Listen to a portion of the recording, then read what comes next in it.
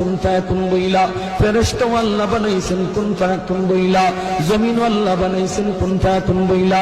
কিন্তু আমারে আপনারে আল্লাহ পাক কুন ফায়াকুন বইলা বানায় নাই।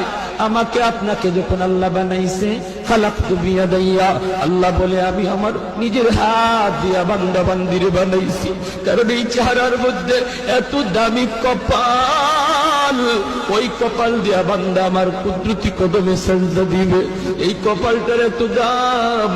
এই কপাল কুন ফায়াকুন বললে হয় না, এই কপাল ফেরেশতাদের হাতে বানাইলেও হয় না, আমি আল্লাহ নিজের হাতে বানাইছি।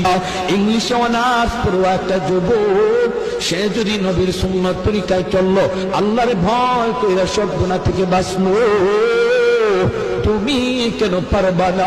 তোমার কেন কপাল পড়লো রে যুবক? হাত জোর করে বলি, কত যুবক যৌবনে কবরে চলে গেল, কত ছোট ভাই বড় ভাইয়ের আগে কবরে চলে গেল। ডাইনে তাকায় দেখো খেলার সাথে কবরে শুয়ে আছে, বামে আল্লাহ বানাইছেন